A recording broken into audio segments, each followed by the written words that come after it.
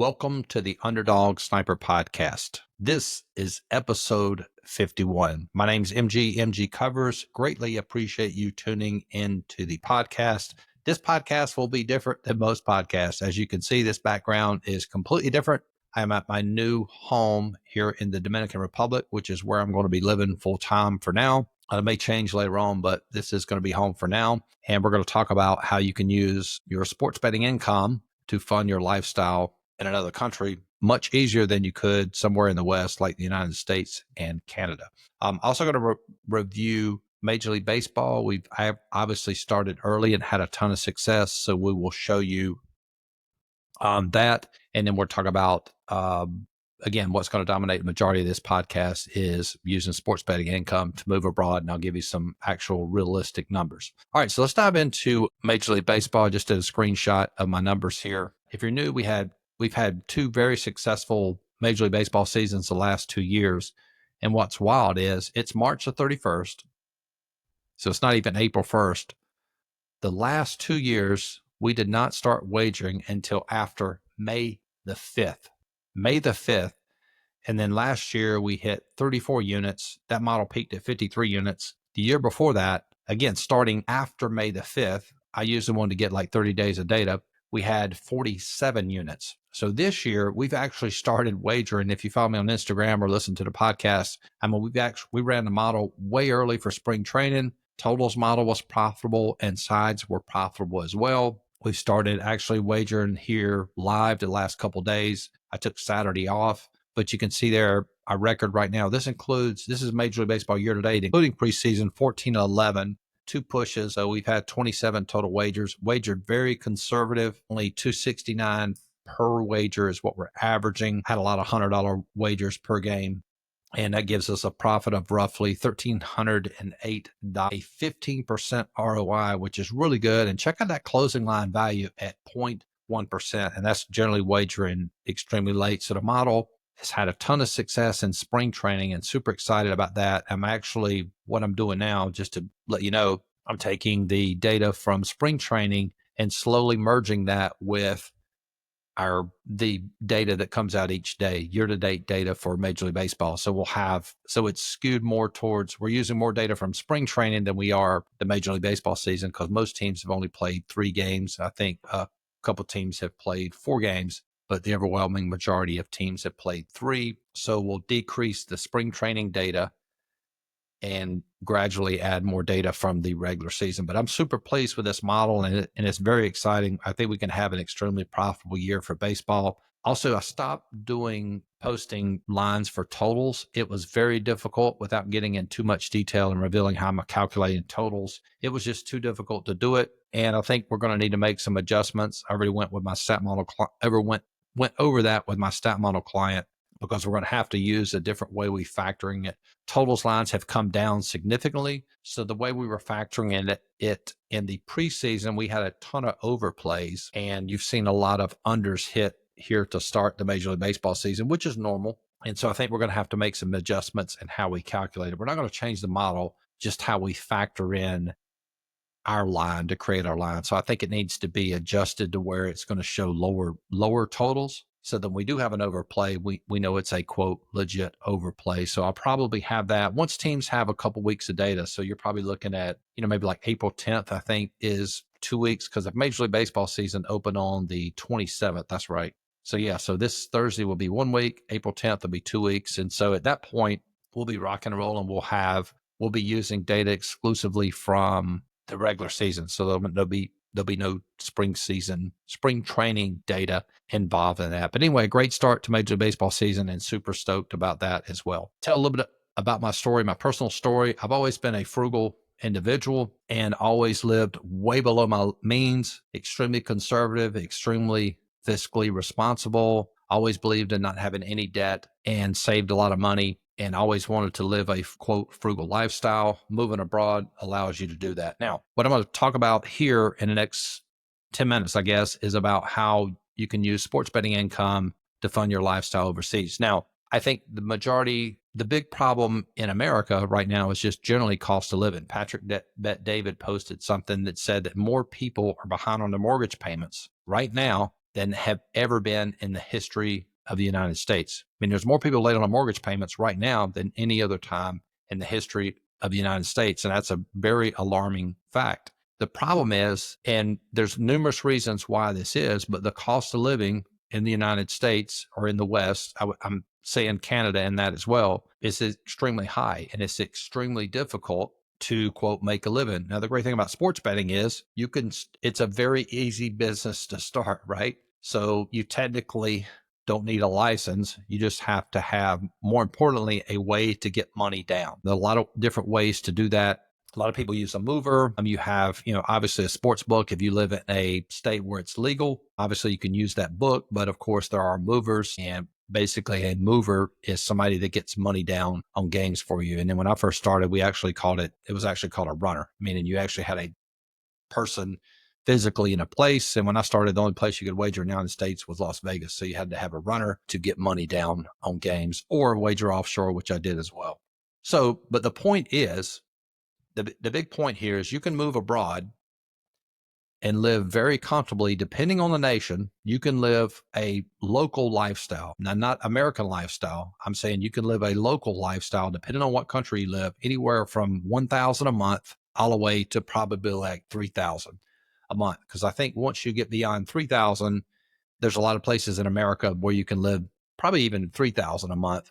A lot of people are living in America, but if you make 3,000 a month income and you're living anywhere abroad, I would say where I'm at in the Dominican, Colombia, Costa Rica, that's really good income. But anywhere in the Dominican, you can find people just about in any city living comfortably on, say, 1,000, 1,500 a month. I think that's true in Costa Rica to some degree, depending on where you live. You live in the capital, it's going to be a little bit more expensive. But if you go outside of the city, you could probably find where I'm at here in the Dominican, the price for this apartment. Now I got a different type deal because I'm using Airbnb, but this apartment would rent for right around $600 a month. Very, very nice 1-bedroom apartment. I can walk anywhere.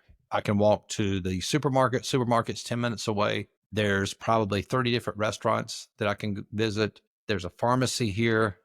There's a doctor here. I can walk to all of that, right? So in essence, if you lived here, so you would pay $600 a month, and I would say factor in maybe another $500 miscellaneous. When miscellaneous, I'm meaning like your food, you're looking at, a little bit more than $1,000 a month to live. Now, my specific situation is different because I like to play golf. So I had to join a golf course, and the amount that I had to pay for my initiation fee was a good hunk of change. But then, of course, there's the monthly membership.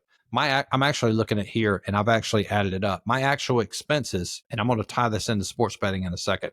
So what I've got factored in with everything, and let me tell you what I have. I have my rent here, which is more than the 600 because I'm using Airbnb. I have my normal food expense, which I factored about $500 a month. And I'll tell you why. It's the food here, extremely cheap. If you follow me on Instagram, I posted last night. This was crazy. I went into a supermarket and I saw everybody crowded around like the deli section. I guess that's because they didn't want to cook, but everybody was grabbing this chicken, and it was called a horn chicken, which is a smaller type chicken, but it basically looked like half a chicken. It was already cooked. So I bought that as well as a salad. It wasn't like a side salad. It was much bigger than that, but it wasn't like this huge garden salad, but they had it in a container. So I bought that chicken, which looked the equivalent of half a chicken, plus a salad that they had dressing in a container inside it. It was 188 Dominican pesos, which converts to about $3. So dinner was $3. So if you just say 30 times $3, you could eat dinner for $90 a month. $90 a month for dinner. Especially if you eat clean here, but don't eat out at like restaurants, and buying everything in the supermarket, much, much cheaper than the cost of food in the United States. So anyway, kind of got sidetracked. I'm going to also hire a driver. I have to pay for a driver to take me from here to the golf course, which is an abnormal expense. Most locals wouldn't do that. So I'm going to actually have a driver that's going to take me to the golf course and back, which is probably about 15 minutes from here. But my total expenses with everything is $1,950. So if you take $1,950 times 12, my actual 1-year nut is only $23,400. So that's all, if just to fund it, not to make anything extra. So in sports betting, I would only technically even if I didn't have the business, just sports betting, my sports betting income would only need to be $23,400. And that's for one person. Now, I think, let me see, right now, year to date, I'm at 11,000. So if you take 11,000, we got one day in the month left. So 11,000, 1, 2, 3 divided by 3, and that puts us at 36.66 per month. So again, I know a lot of people talk about crazy numbers in sports betting. You see a lot of tickets, or somebody's bragging about making 20 grand, and that's great. I'm not knocking that, but I'm saying you really don't need to make that much money to live over here. And the great thing about using sports betting, it's a very easy business to start. Now, what I want to show you on this other chart, and I've shared this before, but just to get into it a little bit more specific details here. So I would say to actually start in sports betting, I would say a minimum, and this is true even if you're living in America, but especially living here, I would say you probably need a $10,000 bankroll minimum to start, to actually make, to try to hit that nut of what I just showed of making two or three grand a month.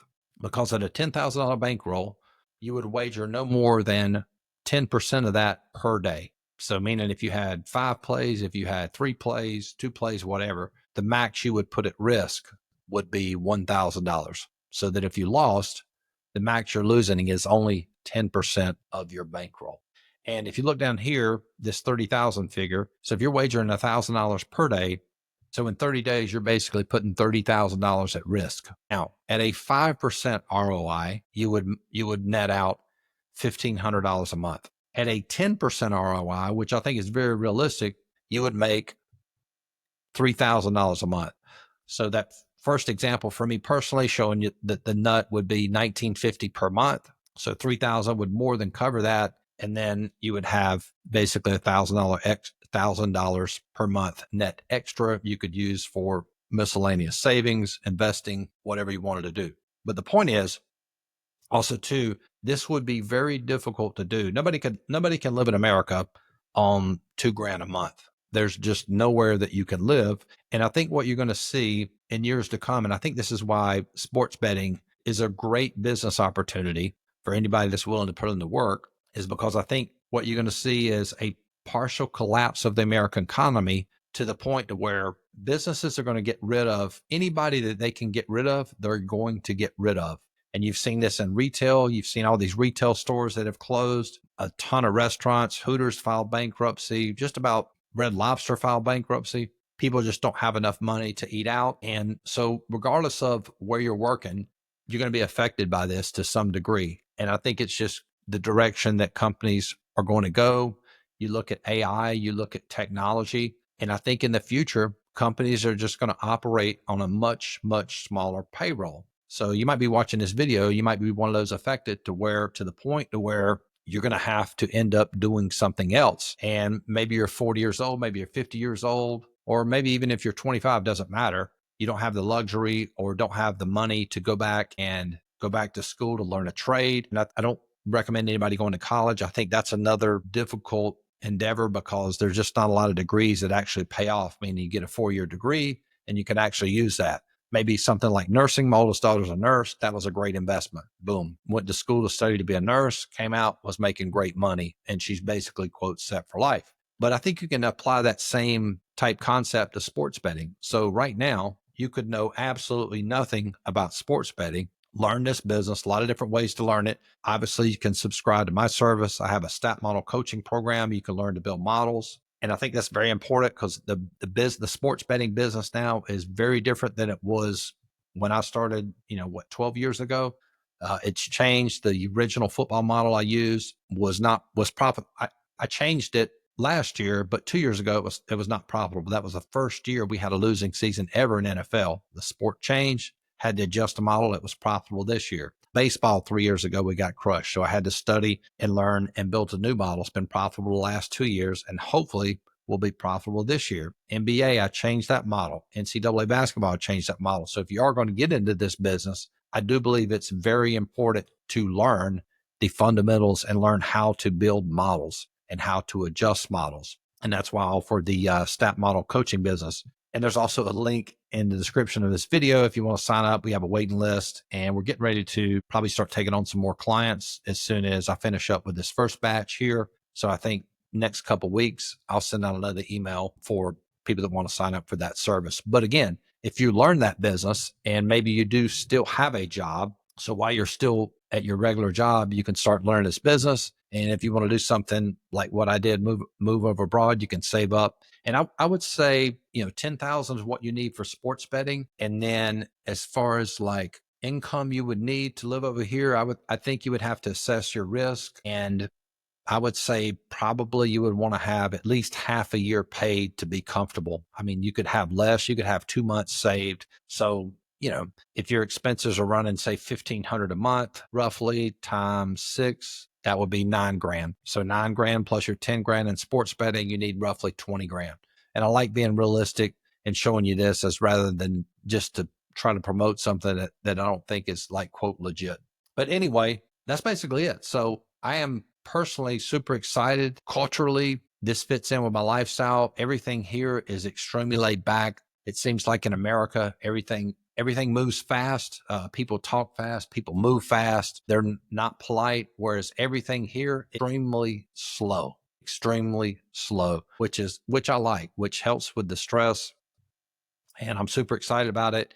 And anyway, so if you watch this video, if you're a client, not a client, you're interested in maybe doing something like this, I would discuss that with you. Just send me a DM and we can chat about that. But again, I think the main key and sort of sum up this podcast is the great thing about sports betting is it's a very easy business to start. You look at like a conventional business, very difficult to do. And if you have a job now, that's even better. You could even, as crazy as it sounds, I think probably the way to do this business was not even to wager. Any kind of money you got, especially if you're on a shoestring budget or have limited money to invest. If you don't have the $10,000 right now to start a true bankroll, I would use that money, invest either in the just sign up for the service, start watching the coaching videos, which is $50 a month. There's also a link to join in the description of this video, or join the stat model program and start learning that way and not wagering at all, because you could still ghost wager. You can ghost wager and not